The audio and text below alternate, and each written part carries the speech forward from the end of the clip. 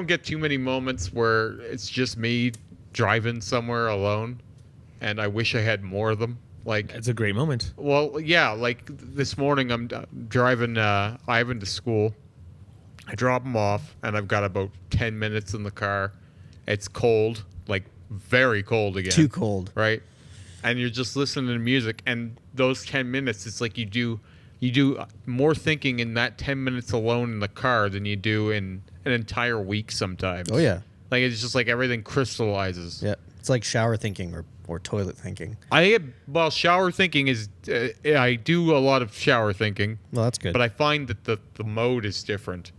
It's less like desolate somehow. When someone tells me they're going to drive somewhere a few hours away and they're like, oh, I wish I had someone coming with me. It's so boring alone. Blah, blah, no blah. way, man. That makes me crazy because, like, if I need to go to Edmonton and back today, like, I would rather go alone. That is a great day by myself, listening to whatever podcast I want, sitting in my own head for a while. I'll turn the music off for 2 hours at a time and just sit with my thoughts. Yeah, I've done enough of that. You could say, like, okay, well, because I was like, oh, well, just 10 minutes. I wish I could do this longer. There's nothing saying I can't, though. I could just drive off wherever the fuck I want. Quick to Yeah. the cloud, buddy. Well, no. Yeah, you could. Like, you just throw your phone somewhere and you just Yeah, drive just off. leave. But, like, what's binding you, right? Nothing. That's what. I was You just hit the open road, Jack. Jeremy Well, I comes had back, this- he's fucking smoking darts with his I windows had rolled this down. thought the other day when I'm driving, and I'm just like, there's all these cars all around me, and like some of them are driving poorly, and some of them are driving well, and I'm just like, the only thing that's keeping this whole thing together anywhere in the world is self-interest. Yeah. Right? Well, Like, that's most things. I know, but it's crazy. I was just thinking about how easily everything could go wrong. Oh, yeah. Like, Yeah. one lunatic does one move wrong, and there's a 4-car pileup. Yep. Right? Like, that's all it would take. But, like, nothing is binding. There's nothing physically forcing you not to just drive off somewhere. Right? Like, Well, yeah. I mean, well, it depends what you mean by that. Because, like, mentally, yeah, we have a lot of things that bind us to where we are. mentally. I said physically, right? Yeah. So, Yeah. Open road. oh, Woo. some mic problems here. There we go. So, no, like, I think all the time, like, I miss the days when I was completely in obscurity. And I don't think I ever will be again. And sometimes that's a little unfortunate. And I don't mean just in obscurity as like a social media thing, but like you have people you have to check in, right? Like People that care if you're alive. yeah, like, Yeah. Well, you know what? Sometimes I envy the people who don't have people who care if they're alive. And Like, then they would envy you.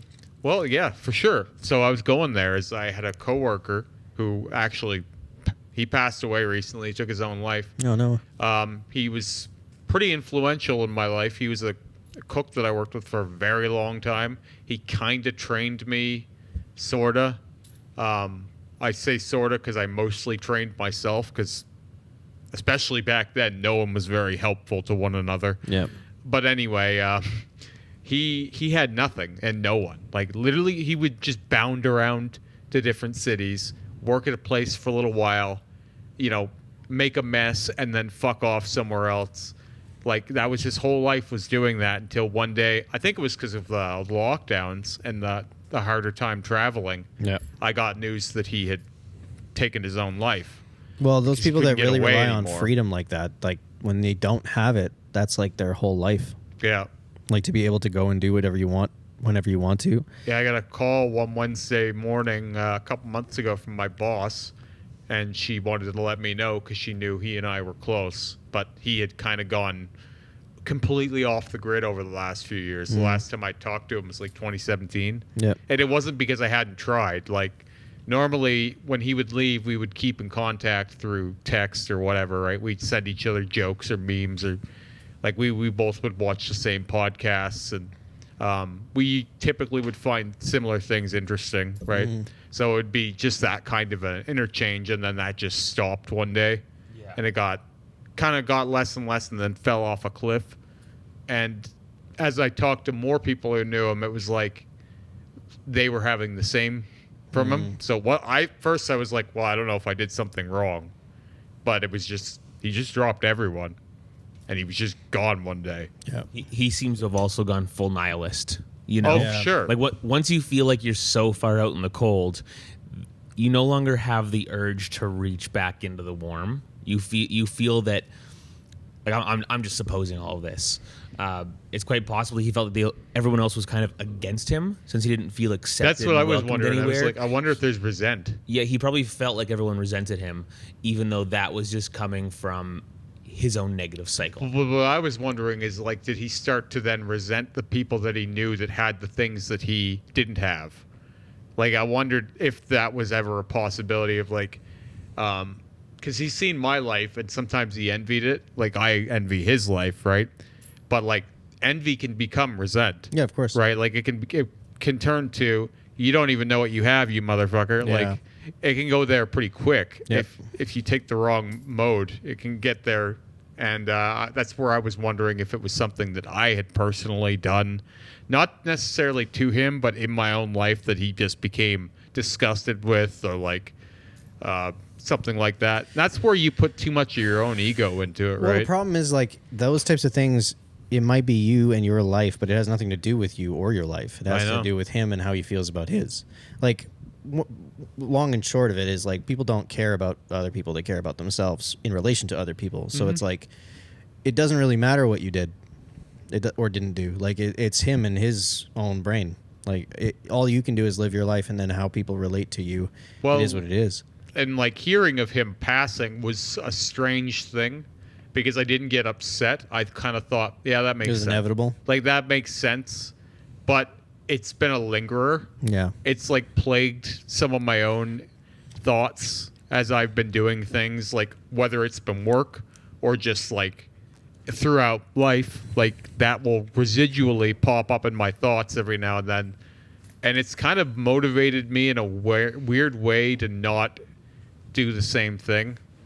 Like, it's kind of like the final lesson that he taught me, because he's about 10 years older than me. And I don't know if either of you are familiar with the book Dorian Gray. Dorian is friends with a character named Lord Henry, and Lord Henry corrupts him in a really visceral way. Basically teaches him that all of these counter truths, like once you're beautiful, no longer beautiful, you're no longer useful, and all these different things. And it kind of sets him on this, like, downward, like, disposition where he views the world that way. Yep. Right. And then he ends up reading a book that's terrible, and it makes it worse. But anyway, the point is, there is a correlation, if anyone's read that book, between Dorian Gray and Lord Henry that I see in me and my friend that passed away, and that he was much older and much more jaded, and everything that he taught me came from that disposition, and it kind of taught me to feel that way about the world too, a little bit. Yep. Just passively, right? So this kind of felt like the final lesson from him was, don't end up like this. Yeah. Don't push everyone away when you're at your lowest. And not just that. Don't run and hide in a corner. Like, all of what he did was, like, it was kind of like, none of this was good for you. Yeah. Literally not one part of it was good for you. I'm sure some of it was interesting and exciting. Oh, for sure. Moving towns is interesting and exciting. It wasn't just But that. that He did wears all off kinds of fast. strange drugs, too, that I was always like, oh, man, I would love to do. And then it was always like, why don't you?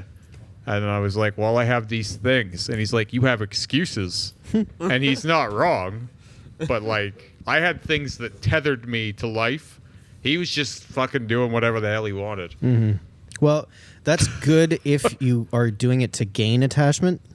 So if you're going to go around the world and make, like, what you've done, you know what I mean? Like, you go somewhere for 6 months and you make really good friendships and memories and things like that, and all the social bonding that comes with that. But, like, if you're doing it the other direction, where it's like, I'm leaving so I can avoid attachment, because there could be any number of reasons to avoid attachment, but that's like destruction. If you're using physical relocation to run away from old situations, old people, and old scenarios, and then you're using the substances to run away from what's in your mind, away from thinking about the scenarios, all of a sudden everything in your action and motivation train of thought is very away from. I'm getting away from that, getting away from that. So everything is, well, I guess I'm only here until I wreck it and then I leave. Yeah. And that lends to a very low self-worth cycle in the end, right? Yeah. was an interesting thing with him was it directly correlated to every single one of his behaviors. So like he would buy his cell phone outright. He didn't want any contracts, nothing. I mean, me too. Right? If Like you're gonna travel, that's just how you have to do it. it was just like every part of him he owned, but he didn't own much. Yeah. Like everything was like, I can pack up in a day if I need to and be out of here.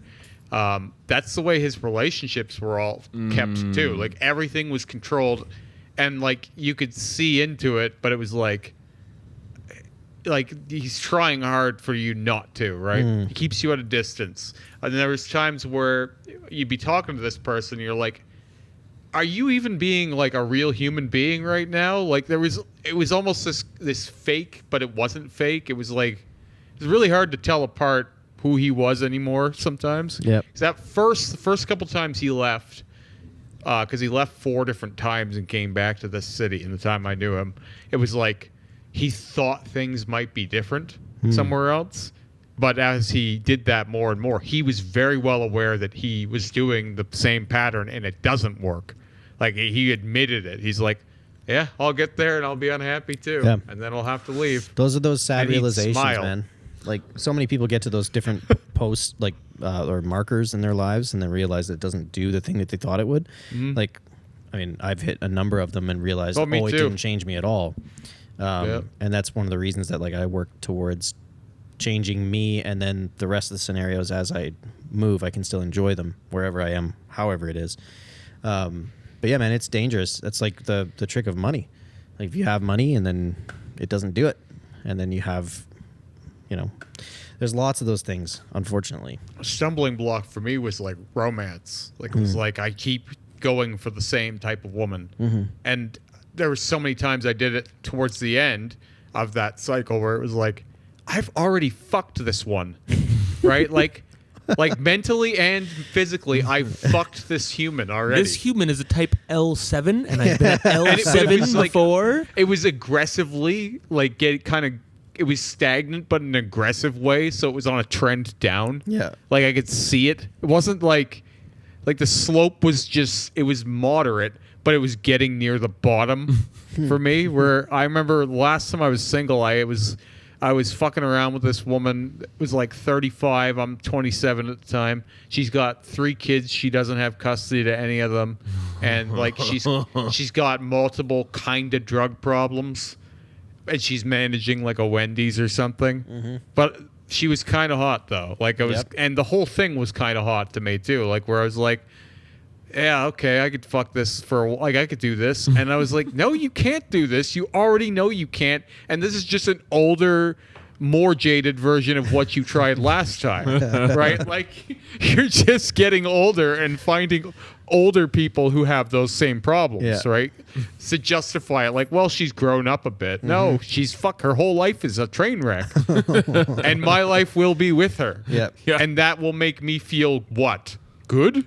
No, it'll give you the recompense that you think you need. You know what I mean? No. I self-destruction, steered out man. of that. Yeah, that's good. I But, think like- oftentimes when someone stumbles into a situation like that, you're looking to be needed. Now, Yeah. call me crazy in that one, but you might have been stumbling into that going, like on the cons column, logically, you're going, oh, there's a lot of reasons I shouldn't do this. But one of the things that kept sucking you back in is like, but look how much she needs me. Man, I'll always Well, I feel can wanted. definitely be the bright spot in her life for a Yeah, minute. exactly. Like the trick with that is like if it's from a place of health and you can see a person that you can help, that's one thing. But if you're trying to replay trauma in terms of like a lot of the I think times it's more about I- replaying trauma. that's for most people. Like you Yeah. get into a place of you had an experience when you were younger where you weren't able to get something that you needed from that person, and then you go find that in other people down the road until you heal that part of you. But if you stumble to this person who's like truly toxified their entire life, and you think, oh, I can do good here, I'm going to just spend the rest of my life doing that, I feel like you've already let the wrong incentives in your brain win out. Well, so You know, like, that's I you feel like lying to you're- I feel yourself. like you're already self-flag. Exactly. That's you lying to yourself, because, like- you're already hungering for the self-flagellation so much. You're like, yeah, this will be a good thing. This is a good way to spend my time. Yeah.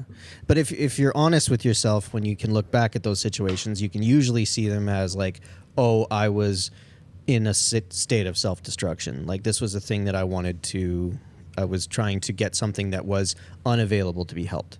You know what I mean? That's like most people anyways, when they're trying to repeat bad trauma shit until you figure out that that's what you're doing and then try and walk away from it like what you did. Well, I remember I was going over there and I was just thinking like, this is fucking wild. What am I doing? Like, this is insane. And I've got like almost a mental shit-eating grin about it where it's like, I'm just going to roll around in the mud for a bit. You're like, I can't believe me right now. What the fuck am I doing? And like, you're over there and she's hacking and she's fucking smoking a cigarette. And it's like, I'm like, this is fucking like the lowest I'm going to go. And like, I'm thinking a few clicks down the road, like, okay, but maybe it's not though, and maybe the next time it's even more. If I don't do something about this right now. Well, that was your rock bottom then. How do you tell a girl in this moment right now? You're my rock bottom. I realize that you're my rock bottom. Yep. You are the Congratulations. lowest I will go. Well, just give her a rock and I leave. told her in a fun way. Let me tell you how I told her. Okay. She tried to have relations with me, and I told her no. And then she tried again, and I told her no. And she was very aggressively trying to have those, and I kept telling her no. And then Of those. she went away, and I just kind of cooled it off, like kind of faded off. But like that was the end. It didn't really have a bang. It was just like she wanted to pursue something, and I had no intention, and then I moved away from it. And that's why Probably you wise. have to nip that crap in the bud early, so there is no bang. Well, yeah, but You're the like, problem. wait, I'm gonna stop going here before I really go here, and then I can just walk away. But the problem is, for most people, they don't know themselves enough to know that those are things that they're doing. exactly. You don't see it until you're in it. You know what I mean? That's the I've problem been with the seeing way it that for a while. Well, that's good. Like I started seeing it probably like, I would say, I started doing all these like long distance like kind of relationships for a minute, and one of them materialized into the girl actually moving here, and we got engaged, and I think that was 2013, 2012 era. And I met her parents, and I got her father's blessing and all this shit. We had like this 2-year kind of storybook from the outside relationship. But the long distance ended up fucking it all up because she kept missing her family. And there's some resent when people move to be with someone and then you can't be their entire world. She never got a job here. She kind of lived with me, but in Ontario. Yeah. It was a weird thing where she was still in Ontario mentally, but living with me here in Lethbridge physically. So all of her connections were still home. And anyway, this relationship lasted about 2 years. And then I ended up getting back with the same girl I've talked about that hit me in the face and all that. I brought her here from BC. She had set herself up in BC. She was with another guy. And I contacted her again, and they split up, and she came back here to be with me. So I was in this kind of sadistic mindset, I think, and I didn't realize it quite at that point that I was enjoying, like, pulling people in and being their entire world, right? And it wasn't working, right? So after that relationship ended, that was one of the lowest points in my life because that was the second time I tried with this woman that I was deeply in love with. Everything was like, well, we'll try again, right? Like, so I would have all these different romantic relationships going on with women from different parts of the world. And it was always the same thing. They were always new to it, and I wasn't anymore. And I felt almost perverse where it was like, I already know where this is going to go and how it's going to go. And it's just taking the steps to get there. And then I would get to a certain point in that chain, and I would go, I'm not doing this. And then I would just kind of walk off, and they were still in. So I was like, I watched a rom-com satire, like a comedy movie that was a satire of a rom-com, framed and done like a rom-com, and it sounds exactly like the story you're telling. oh yeah, I'm not surprised. Yeah, I mean, like the I'm sure storyline I'm not very the much only one who's had follows this. what you just Yeah, said. yeah. What it is it's like an emotional one-night stand, right? Like it was like it's like taking home a stranger from the bar and having sex, but only you're investing some dialogue and romance and all that shit and building an attachment, and then you go away, right? I was doing that over and over again for quite a while, where it was like I was feeling guilty. Like I was feeling like if you already know this isn't going to work, why are you doing it? And that's like, well, you don't know, it might work. And you're in this inner wrestle with yourself. And it's like, no, it won't work. In any of so you need to stop damaging these human beings. In any of that time, did you consider like telling them that you don't want anything and that you're not sure what you want and just letting it be a less emotional connection and a more physical connection just by... I don't think I was serving them any good at all. No. To be quite honest, because they were speaking to me with intention. Right? They wanted something that I knew I didn't really want to commit to, and I was playing the role. Well, that's the trick is what if you had found the words to say, you know what, I'm not going to there with you. For me to have value in your life, if we have to go there together, then we need to kind of end this now, or we can keep it kind of where it's at. That's healthy, though. Yeah. He was in a state of unhealth. That's what I'm saying is, that's the question, though, is if you look back now, do you see a situation where you could have interjected with that type of mindset and pulled a healthier outcome? I mean, yeah, there's definitely a way. I just don't think I was wanting it. I think I was still trying to just repeat the same old trick. And I can do it. Hurt and felt okay giving out a bit of hurt too. I could do it over and over again. I could still be doing it today. I still know the dance, right? But it was just like this dance only leads to hurt people, right? This way that I'm doing things is never going to make people better. Where did you get that? Well, that's a behavior, right? Like that's not like a natural thing. That's usually like a repetition of something that you've learned. I was always really, really good at the emotional connection part. I've always been the heavy conversationalist. And then when I lost weight, I was a little better looking physically too, so it had more pull. And so I think I started getting interested in that, like what was the drive?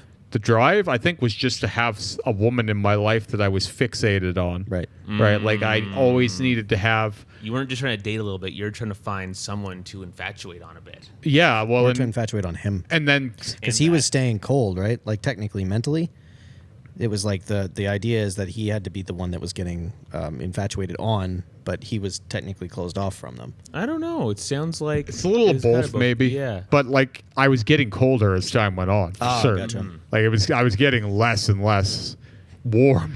it was not good. Well, but as you come to realize that you actually don't respect this person you're spending all your time with, you begin to resent them for taking your time and using it so poorly. What I started to resent was just how similar everyone was. Oh, yeah. And it was just like it would be oftentimes I would hear, well, I've never felt this way about someone before. And I would be, I have. I felt this way many times.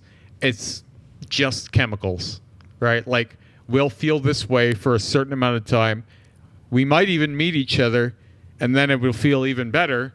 But then when we move in together, we'll start seeing who we really are, and we won't like each other nearly as much as we think we will, because that's what happens. When you're in a long-distance relationship type scenario, every single good thing about that person is magnified. Oh, man. Don't get me started on long distance. That shit's whack, dude. So, like, my friend is going through this right now where he's met his girlfriend twice now, my coworker, and their days together are like blissful. But I'm like, that's not what your relationship will be like. When you live with this person, she's not going to be as impressed when you fart, right? It's not going to be round of applause for everything you do anymore. I give him 2 weeks alone in an apartment. Yeah, to get into a physical confrontation. It changes rapidly. That's an exaggeration, obviously, but yeah, when you're emailing and talking on the phone and shit, everything is rose-colored glasses. Yeah. All the time, and you're imagining being with this person physically and emotionally, and you're imagining all this connection, and then in real life, she's gonna freak the fuck out because you left this fork sitting here. And you're like, wow, that was never really conveyed before. I didn't know you could be so rude about a fork. How odd. Huh. This fork means you don't love me. Yeah. Yeah, it's you're fighting over putting away a toaster or something. She had rose-colored glasses on and could never picture you having left a fork right there. She could never have pictured that about you. And by doing this one insignificant action, you have shattered it's so her many of them, illusion right? of what you are. Because maybe you left a towel on the floor earlier too, and now this big stack of things is accumulating. That's the weird thing about what we do when it comes to relationships, right? It's like you get certain relationships in a certain narrative that work really well, and then you assume that since it works really well in this narrative, it must work well in all narratives. So it's like, because like there's people that long distance relationship, that type of communication that will jive, and then there's like the type of person that would be like a home building type scenario, and we assume that like, oh, okay, because I have all these feelings and things like that, that must assume that this person is perfect in all avenues, which is crazy. Yeah, we would never like. We don't do that for most other things. It's like, oh man, this strawberry is really great. I can't believe that now it's going to be a steak. It's not. It's a strawberry. Enjoy the strawberry. You know well, what I mean? think also what people don't understand about lots of times in long distance relationships is you were there to begin with to find love. So like when you're approaching people with that lens, right, you're glossing over their negatives to begin with. Yeah. And then when you're not there to see them all the time, then you're just not seeing anything negative about this human being ever. Meanwhile, it's like there could be 90 things happening a day in that person that you would have a problem with. You just haven't seen any of them yet, right? And they're not going to show you their bad side, not willingly anyway. But when you're only trying to see the best of them, it's not a healthy thing. It's not a healthy way to develop. No, it's impossible. If things do develop healthy when you meet and I think it can happen, don't get me wrong. It's going to be rare, but I think it's going to be not because you made a bond long distance, but because you actually luckily matched up fairly well, right? And I should say not and you're adults enough to understand how these things work. Like I see a lot of, even here in Lethbridge and people I know, I see a lot of people with some weird shit in their relationship, and I'm like, y'all just never learned how to be roommates. Like, and there's a few examples where she in the situation is kind of a dick to him about a bunch of stuff, and you're sitting here going like, honey, you just never learned how to be a good roommate. You're just being a really crappy roommate. A lot of people don't know how to be roommates. Yeah, and that's all it is. Yeah, cohabitations, man, like that's a skill. You gotta, especially when I consider most relationships that are happening these days, it's just like a roommate you sometimes fuck. Yeah. Like, honestly, if you break down all the goofy magic about it and stuff, it's like, how many relationships are like, we're basically just buddies that bump into each other every now and then. There's no love language with a lot of people. With a lot of people, there's... okay, for a lot of people, yes. But I think... I feel like they still fell in love and got into that situation. Like, even in the examples I can think of, they still full on fell in love and went through this whole phase. But now here we are. They settle in 6, 8, 10 years later, and things have gone. There's some jobs that have come and gone. There's been some lifestyle changes and circumstance changes and mental health changes. And now you're kind of like here. And she's being a real dick about how you left that pan on the stove that one time. And you're like, wow, could we he pays the mortgage. Could we relax a bit? You'd think so. But I feel like in those situations, all that's keeping it together is like nostalgia and routine. In one of the cases I'm speaking about right now, yes, absolutely. Nostalgia, routine, and commitment. Yeah. Like once you have the mortgage together and a certain lifestyle together, they're just there now. And I'm like, I don't see that as beneficial to either of you, except for the fact that if you separate, it's going to be a mess. Well, why do people keep jobs they hate? Because it's a fucking mess leaving. No, that's what people think. It's the same reason I was telling you about my my young. They think they deserve it. They think that's what life is. Well, there is that part. You could apply that to what I was going to say next too. I think scared of leaving applies lots too, though. Most people when they have a belief that that's what work is. So like the idea of having a job, that you go to and you hate, and you just do things on the weekend, the narrative of that is something that they believe for themselves. Like, that is a normal thing. They either saw it enough in TV and movies and shit, or they've seen it enough from their parents or whatever. But it's just like, when the idea of a job, because a job and a passion are two different things, but a lot of people have it in their mind that a job is a thing you go to for 40 hours and you complain about. That's like the thought. So it's like when the thought of leaving that, it's like, well, why would I leave a thing for this other thing? I know this thing, and they're all going to be the same because I believe that jobs are all the same, and I'm supposed to hate them all. I think it's physically a lot of effort for some people to think about. Like, it's so like my brother right now, like he said, he feels physically heavy right now. Mm-hmm. Like, his body weighs 100,000 pounds, right? Oh, been there, man. Imagine how many people probably feel that way about their life situation, where it's like, I just cannot take another step to. So I've seen the inverse played out lots of times too. So I know a variety of different personality types in my life, like in various different places, and another scenario I've seen played out almost as much is I'm going to find something I'm passionate about and get into it. And I watch this type of individual go into this job, super excited and push. And then 3-4 months later, 3-4 years later, whatever, as the enchantment and excitement wears off, they just hate it. They can't believe it can be that much work, and they're just going to fuck off. Mm-hmm. Well, okay. So and not just from I hate it, but it's like it became work, and they're too caught up in the fact that it feels really bad today to remember the joy that can come from it and go back and sip of that joy that was created when they first started in that industry or that job. And also remember that it is work, and it can just be hard sometimes. So it depends what you mean by work. Right? Yeah. So a job and work are two different things. Mm-hmm. And I think a lot of people don't understand what their ideal work situation would be, as in the part of their brain that likes effort in this area. Mm-hmm. So, like, take you, the jobs that you have, I think a lot of what you like to do, the thing that makes your brain happiest would be having a starting point and completing a project, the feeling of completion, and I would say eliminating redundancies within those new acquisitions of completion. Finding efficient ways to handle. Finding new ways of approaching new problems, and making it so the actual execution of the job is in your mind better. I would also say, though, that I'm a different case because I can find satisfaction in a lot of different. Yeah, you're very mechanical. You know what? I used to be shipper receiver and drive a forklift, and I could be a forklift driver for a living, no problem. Yeah, but it's forklift drivers in the moment. But this is what I'm saying, right? It's very your busy hands, simple task, good focus, spatial management. This is what I'm trying to say. Yeah. You're changing jobs. You're not changing the work, because you're describing the same thing that makes your brain happy. You just know to search for the thing that makes your brain happy, That's right? right.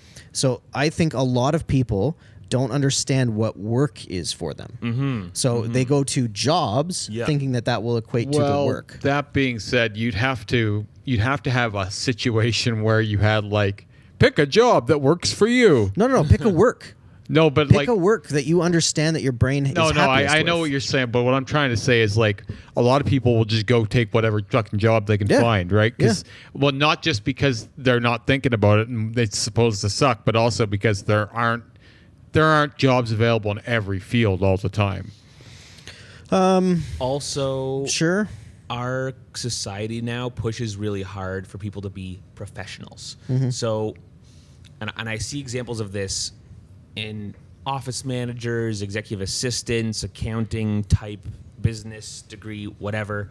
I see people reaching out for these very complex industries under the preposition that, if I am to be respected and loved, I need to, like, really succeed. And to succeed, I have to go into one of these really weird, complex, ethereal industries, when that is not, in my mind, how humans work at all. Depends what you mean by succeed, right? This thing that I always joke about with the GFS drivers, like, because I know almost all of them in this city because I've been doing my job for so long, and I see them a couple times a week. And they're always like pulling loads and like fucking like huge trolleys of food and shit, and it's just rush.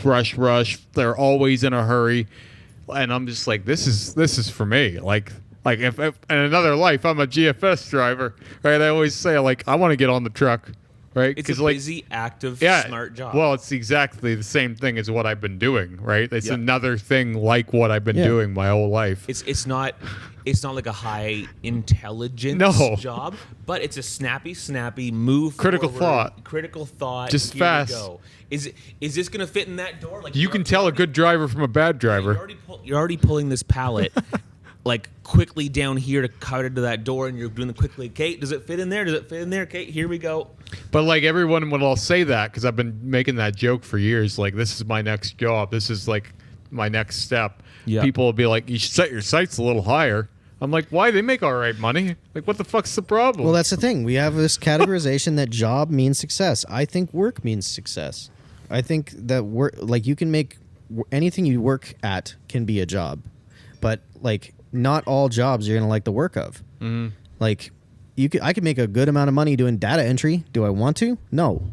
Because that's fucking horrible for me. That's torture. That's not work. But I feel like you have to go through a few preliminary jobs in different areas to even know what you would like to do. I think if we had a different language when we were younger, talking about it, I think people would have something done in the education system to figure out what kind of what strokes each person's brain the right way. Legitimately, because it's like, why wouldn't we be wanting to understand what drives people that way and what would give them satisfaction? Because it's like, there's a lot of people that go like do jobs that in the hierarchy of jobs, they're not looked at as the upper hierarchy, but in terms of life satisfaction, they're winning. But it's one of those like since we don't rank things that way. Since it's like, oh, he's not a CEO or whatever the stupid thing is. Yeah, I know that really bothers me. This whole thing of like, if you're not making a killing, you're not worth anything. Some people are meant for a white collar role. Yeah. Some people do get into those office situations and they thrive. And just thrive and just love it. Yep. Sociopaths. I don't know if I've ever met any of them, but some people just get into it and get after it. Yeah. But I mean, like, that's one of those things that, like, if we did a better job of trying to look at life satisfaction rather than these, like, I don't know, totems that you have to measure up to. People who do demolition are some of the highest job satisfaction of all time. I can only imagine. I've done demolition. Really? Yeah. Well, like in my time doing renovation and asbestos removal, that's all demolition. Yeah, fuck yeah, swing a hammer. Yeah. Well, just breaking shit always feels great. Let me explain one of the dirtiest, hardest working, one of the most dirtiest, hardest working days you'll do on a residential kind of job. That is also one of the more dangerous things you'll do on a residential job of sorts. So removing stucco siding. That is hard, sweaty fucking grunt work. You're wearing a Tyvek suit in the side of a building. Everything is dust. You're running a masonry blade up and down the side of this house, cutting the stucco into squares and peeling off these big squares of like, inch-thick concrete stuck to this wire mesh.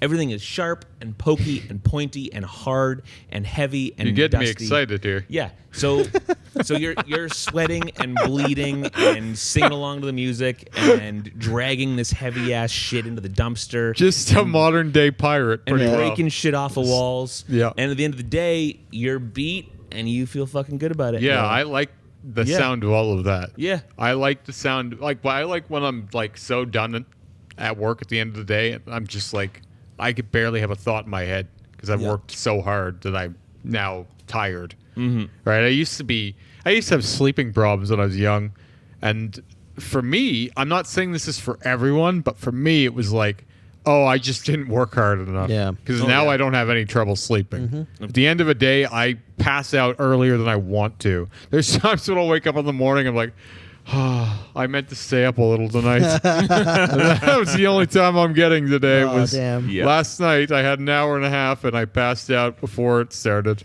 That's so funny. That happens to me so often where I'll like, I'll hit the bed and I'll be thinking I'll stay up and watch something, and that's it. Lights out. That happens all the time, and I don't know if that's a good thing or a bad thing, but it's a thing. I'm so interested to see where you'll put all this energy when you're here. I know. Because, like, I think the fastidious stuff you'll probably have under hat pretty quickly. So, like, the forms and programming and filing and ordering and all that stuff, because I feel like that's just, you like that. But I'm interested to see with our, like, because, like, I feel like you're going to put all that energy into growth. Yeah, well, that's what I've been doing with it in my own time. Yeah. So, I mean, it would make sense. That's really cool.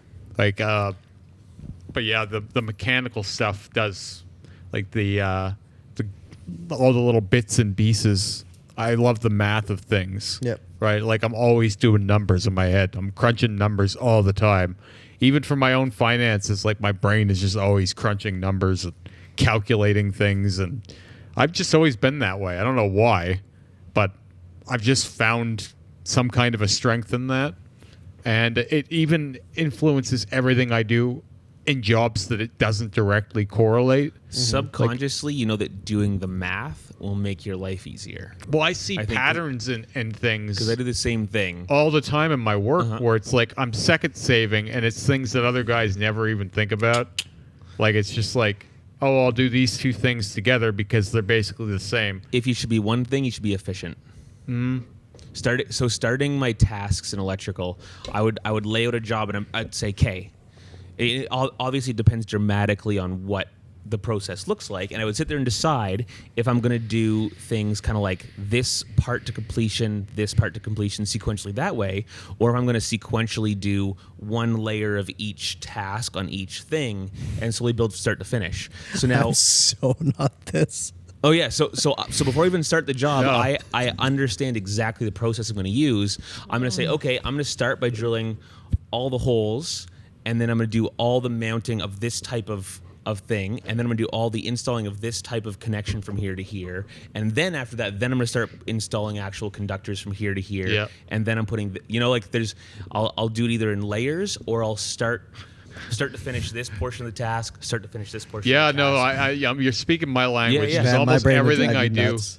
almost Like, my everything brain I would do is literally like drive you that. nuts. You'll never catch me doing things time-wise out of order. Exactly. Like, everything has to be, this thing takes longer, this thing takes a little while, this thing, and so I'll start this thing now, have this thing going, finish this up, come back, check this. Like, it's all, before I even start doing any of it, I know exactly how I'm going to do all of it. Yeah, exactly. You lay out a framework that you perceive to likely be the most efficient way. And if you get to halfway through and you go, wait, this wasn't the most efficient way because of factors X, Y, and Z. Now, next time you do it, you're going to use a slightly different order for that type of Well, task. and that's where some muscle memory comes into play too, where it's like, if something goes wrong, you've built a system that just, it has the time and it has the ability to bounce back without losing a step, right? Like, I see, there's a guy I've talked about him before, the guy with the eggs, the bad eggs I was talking about. I don't let him read his own bills when we're busy because he has bad prioritization. Like, he'll see like 7 or 8 bills come in, and his brain, like, it like overloads, and he can't pick apart what he needs to do first and why and when and the flow of it. So I just Some don't. ADHD. I just do it for him. Like, I'll just. I don't look at those. I got this. I'll walk you through this, and it's been the way we've been working for the last like year. Is I tell him to put it on the way I would put it on. When he tries to put things on that I didn't ask him for and get ahead of me, I'm like, no. You want to be over here. You're going to listen to me. I'm going to get you through this because you don't know how to, right? Some people don't know how to prioritize. Yes. Like, Lots of people. And what I'm doing here is like, it's very time and space management because we only have so much grill space and so much time to get these things out. They have to be done in a certain way to get them all out in time. If you just start throwing random shit on all over the place, you're fucking up everything. So, like, I've been doing this forever, and so I can't even properly explain what I'm doing, but it's so inborn now that it just manifests. And that's the way I see everything. Doing that for so long has trained me to do that when I'm at home too. Like everything I do is like, oh, I got to start the laundry first. Then I'm going to take the cat litter, put that in the garbage, take the garbage out. You know, like it's everything in my life is synced up to be what is the most efficient way to get through this hour. I can't stop doing it. And sometimes I wish I could. Yeah, that's not me. I know. Me and you are different that way. For I'm sure. very like I would call it emotional when it comes to those things. Like it's I kind of go by feel of what feels more important and like more immediate. Like that's just how I seem to prioritize things. So like for me, I'm really good at like the hustle. So if it's like when it's selling things or like getting shit done that does have that immediacy, I'm really good at that because it has to have like stakes to it. But if it doesn't, and it's one of those things that's just like, well, this can get done literally at any time, and it just has to get done. Those ones are like, wow, that's back burner for sure. I don't have the ability to set myself on See, I can't do that on a time frame like if there's that. even one dish in my sink, it has to be washed. See, that's interesting. I do that for cooking though. Like dishes, I do that. It has to be like I have to have a clean surface in order to cook. There's certain areas where I do like to have preparedness for things, but in terms of how I actually approach like a task, no, it's very emotionally ruled. I think Even my morning, it's like when I go to bed, my morning is set up. So I get up, everything is ready for me to get up and just go at it. And I get upset if I forget a step because it's like, now it's gonna take me 30 seconds. Right? It's very rigid. it cost me 30 seconds. Because I get up at 4:45 every morning. Ugh. And I have things just so. Just They so. do it. Every single day goes pretty well the same at the beginning. Right? I have the exact same routine every day of my life. It's gone through a bit of a change recently because of this new plan that I'm on, which I may or may not just say fuck altogether. It's because there's more steps now. Like it's just going to keep getting more complicated, it seems like. Not necessarily. Well, no, I don't mean like, I mean, he added some more calories to it. Now there's some more shit that I need. And it's just like, my diet wasn't bad before. Well, your diet was for where you were. Well, what I mean is like, if I'm not going to see any, like I'm going to do this. I'm going to do everything this guy says for the amount of time that I'm doing it. But like, if I don't see any results, it's probably going to be, I'm going to go back to eating the old way and just do more of the working out part. I mean, they go hand in hand. I know they do, but I was maintaining the weight I'm at. I definitely need to eat more, not less, I think. Yes. What are they making you eat? Wow. Chicken, rice. Well, chicken or lean steak or ground turkey. Aw. That's kind of them. With potato or rice. And then in the afternoon, I have a yogurt portion, an Always apple. a yogurt. Really? Big on yogurt. Yeah, a zero sugar, high protein yogurt. Yep. Zero fun. My breakfast is currently, it was 4 eggs. Now it's up to 5 eggs, which is fine because I was eating 6 forever anyway. 5 eggs, half an avocado, and an English muffin. That's a pretty good diet, actually. Oh, yeah. There's nothing wrong with that. Yeah. Jeez. There's nothing wrong with the diet. It's just hard to fresh avocados all the time. Well, Yeah. it's more like Without killing the planet, yeah. the rigidity of it is a little difficult, but I can do that part of it. It's just I can't really bounce back and forth too much on the fly when you just update all the calories and all that. If this only happens a few times, that's fine. But like I'm not wealthy. I don't have all the money in the world to throw away on food all the time, right? So eating this way is actually a little more expensive than the way I was eating. Yeah. Weirdly, eating well is expensive. Right. That's the big thing for me is like, and there's supplements too, like up the amino supplement, and there's a shred booster, and I've just I've just been doing a protein shake every day. All I've heard so far is chicken, rice, muffin, avocado, Potato. egg. Steak. Those all sound like very affordable things. If you do them right, yeah. So Yeah. If you don't do them right, they can get really pricey. Yeah, I- obviously you're not buying that Prime between rib. $60 and $70 a week, which is fine, but then it's all these supplements. Which So all those you buy once and it lasts you for 3 months, right?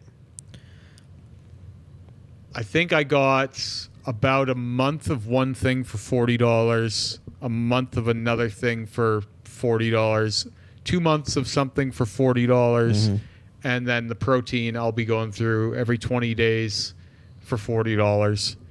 So, I will say, like, I don't understand the concept of protein powder. well, Like, you can just eat more shit, it's- right? Yep.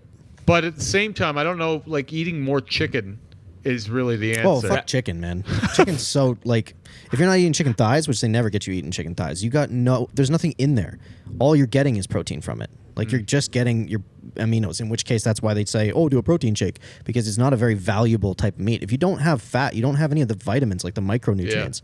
Yeah, I don't know why it's all chicken breast all the time when I'm like, I need those fats. Yeah. Like, so actually now I'll make a That's why people take multivitamins. I'll make 'cause they a don't whole eat good tray food. of chicken thighs in the oven. Nice. And they'll actually produce this much liquid, like fat and gelatin. Yeah. And I'll pour that off, and I'll have a whole jar of fat and gelatin in my fridge now. Fuck yeah. And then I just take a whole scoop of fat and gelatin, put it in whatever I'm cooking from Yep. then on. Like you're making, like I'll make a quick noodle, like a Mr. Noodles kind of thing, some ramen, and they'll cook a few pieces of chicken, some vegetables, some broccoli, some tomato in there, some onion, and then you take a big scoop of the fat and gelatin from that chicken, put it in there. You've got all those calories coming back to you. You've got the fats. Have you heard of this collagen trend that's going on right now? No. Everybody's drinking like dried collagen, so powdered collagen. Yep. And they're like, oh man, it helps your skin and all this stuff. It's like, fucking yeah. That's all the stuff that you throw away when you're cooking meals. Yep. All the people that dump Yep. all the fat out of their ground beef, all the people that don't That's use any of the great. fat Dumping from their fat out of ground thighs. beef is Like, crazy. that's what collagen is. Yeah. You want collagen, eat the food the way that it is, you fucks. Like, I hate the way that our society is with food right now. It's Yep. insane. Let's take away all the things that are good for you, and then you will replace them with Let's- something else that's like Let's cook all scientifically the rendered. calories out of this. Yeah. And pour it out and throw that away. Yeah. And then just use. Wait, hold on. that being said, most people are eating more than enough calories. Yeah, but they're not okay. So the type of calorie It's all and bread, the yeah, type that's of, what I'm saying. It's yeah, not the type right of calorie calories. and the nutrient content within that calorie is what my concern is. Yeah. You know what I mean? Because it's just like, yeah, fat is high calorie for sure, but there's also a Depressing is shitload of other realizing stuff. that a lot of the shit that you used to just eat for one meal was enough for an entire day. Yeah, yeah, legit. Like, oh fuck, Well, I mean, like, my whole life is a lie. I love me a bagel, and a bagel is a loaf of bread. Yeah. Like in terms of what it has in it, it's like Fucking oh, insane. Because if I were to just say, hey, yeah, this morning I ate a loaf of bread, people would think I'm insane. But if you eat a bagel, you're fine. The problem is like a lot of the good stuff, the tasty stuff is like you can't eat Horrible that. for you? You just can't eat it. Yeah. And I don't want to be like I can't eat one slice of pizza. No. No fucking way. No. I need if Maybe I'm gonna a whole eat pizza, I'm eating a large pizza Yes. in a sitting. Thank you. I'm cursed with liking all the right foods. Oh, that's But good. they're not high. They're not high enough calorie for me. You know. Well, I like mean, just add some ice cream in there, I guess. I get a fucking do like ice cheat cream. day. There you go. And it's like it says under there, I encourage moderation if you want to see results. It's like moderation. If I eat a slice of pizza, the whole fucker's in me. Yeah. Like there's no moderating that. You either don't or you do. Yeah. I'm an extremist in that way as well. Well, I always have been. It's the same reason I can't have ice cream in my house. Yeah. I don't allow myself to have ice cream in the house because when I was young, I used to get a fucking thing of ice cream and I'd sit down and I'd be watching a show and I'd eat an entire fucking thing of ice cream because mouth pleasure. Yeah. Right? And when your life's shit, because at that time it was, like I wasn't feeling great about anything in particular, I would just eat ice cream at the end of a day of work and that was great. I'm oftentimes drinking an energy drink while eating ice cream. Before bed. Well, I was working overnight, so yes, because I would come home at 7 in the morning. I did 4.5 years of overnights, and I would come home and I would just be watching reruns of TV shows, eating ice cream and chasing fucking energy drinks, and then I'd just pass out. It was like this nihilistic state, but I didn't realize how bad it was at that time, though. Yeah. Like I didn't have any concept of what I was doing. It was just like, this is good. I will say, I feel for anybody that has to do nights. I did that for 4.5 years, from 2007 to 2011. Like, there's nothing that is fighting your biology more than that. Nights are pretty cool. So I got No, it's photophobia like from working for your nights. body, like in terms of any science that points to how to live a longer life, it is the one thing that is worst for you. Like having your circadian rhythm that fucked, and that, like, you know, to not engage with the sun during the day, Yeah. and then to just fucked only up be my awake in the, sinuses. oh my god. I still, like, when the sun comes out, it makes me sneeze. Really? It's like being a weird vampire. Yeah, It's you called kinda are. Photophobia. Yeah. Right? Like Crazy. the sun, I always sneeze at least once when I see direct sunlight. And that's from working nights, I've been told, for Yeah, I as long wouldn't as I doubt it. did. Yeah, it just is so counter-human. Like, Yeah. if we're a human animal that's supposed to do anything, that is the opposite of what we're supposed to be. Which sucks, because there's jobs that have to happen at night. Yeah. It just is. So yeah, I don't keep ice cream in the house. Like it's because Too much. Would get, like, my favorite treat would be a blizzard, right? Like in summer especially. What kind? Oh man, I go in for a cookie dough blizzard as a base. I add Smarties and brownie pieces to it. Nice. That's pretty dope. It's fucking wild. It's so chunky and crispy. Because it's the chunks that I want, right? Like, you give me some chocolate ice cream, it's good, but I want that blizzard because it's full of shit. Yeah. See, I want Same as going to Marble Slab and you're putting fucking gummy bears and worms and shit in your ice Man, cream you know, I cone. don't. When I go to those places, which I haven't in a long time, but when I go to those places, I don't let myself make changes, because I've ruined everything that I've ever done. Like, anytime I've gone to one of those places, I was like, yeah, I'm gonna make my own. I got some great ideas. It's terrible. Like, I just totally ruin it. So I just go and I go, okay, that one. You make it for me, because apparently the board says it's fine. No, I'm in there with like fucking everything, all the scoops. I've got fucking gummy worms hanging out of my ice cream and Yep. fucking sprinkles and chocolate chips and shit. man. And at the end of it, I've just got a sore stomach and regret. Yeah, that's yep. Those go together. I'm like, fuck me. This is why I don't eat ice cream anymore. Yeah. We haven't gone there in a long time, and the last time I went, I was a mess. Like, it was just fucking ice cream everywhere. Hilarious. I was like, I'm an adult. This can't be happening to me. I love it. Just licking the blizzard about like this. I'm a father. Yeah, no. Ivan made less of a mess than I will. I wouldn't doubt it. Than I did, I will say. Because That's he had a funny. reasonable cone. I had the giant fucking ice cream. It's fucking toppling over all over the place. There's shit hanging out of it. I'm like, people are looking at me for obvious reasons. And I'm like, sure it cost $30. it was I think it was more expensive than Sarah and Ivan's cone Oh, put yeah, of together. course. But they could have got what I got. It was, Oh, it's fine. I'm not the guy who's like, I eat first in this family. I actually have seen that a lot working in restaurant. Like, guys that will come in and they've got like 9 kids and they're getting a giant steak dinner or something, and everyone else is eating fucking chiclets. And it's like, what the fuck is going on out there? These kids are starving and you're serving yourself to a fucking steak dinner that you're paying for with your child care benefit. Like, it's all the kids share one plate of fries and seriously, two I entrees. see it all the time. That's It's so so fucked. gross. It's like, I'm the only one who works, so I got to eat. Like, no, that's not how it works. I wouldn't describe that as healthy. No. Weird social prison. Interesting. Yeah, those poor kids. Yeah. Maybe buy groceries next time, guys. Yeah. Well, no, a lot of the time, the people who come in where I work are low rungs, so they're not thinking that far ahead. It's like I've said it before about Mardi Gras, like the end of the month time, when everybody gets their benefits or whatever. We get a boom and people that you wouldn't normally see. I think of them as like the people under the stairs, or like the hills have eyes kind of thing, where it's like, I don't know where these people came from, but they don't go out often. Yeah. Yeah. Right? Like, it's a weird phenomenon. You'll see it at Walmart too, right? The people of Walmart. Everyone has a different name for it, but Yeah. like, there's a real problem there.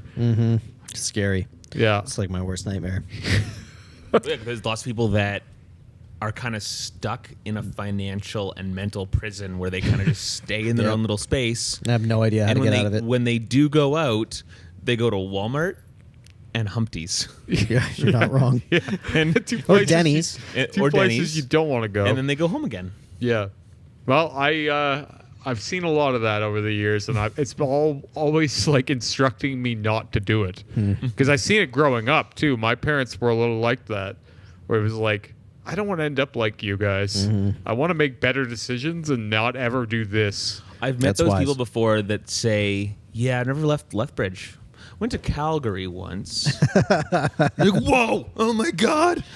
Yeah, what a riot that must have been, hey? Yeah, It's an adventure. I wouldn't go back. I wouldn't go back. right, yeah. Like, no, I didn't really like Calgary. There's a lot of traffic. I just stay in Lethbridge now. Actually, anytime I get out of this city, it makes me realize just how much this city kind of sucks. But at the same time, I like the size of this city. Yes, I do too. Like, I think the size is good, but And our ratio of urban area to, quote unquote green area is pretty good. Yeah, Like, it's getting better all the time too. We have this whole river valley thing. We have enough park space. There's going to be 3 disc golf courses by like next year sometime, which is incredible per capita. Like, it's actually very amenable here. It's not the lushest, greenest, forestiest town, and somehow it's on the prairies, and I still get a little bit claustrophobic here.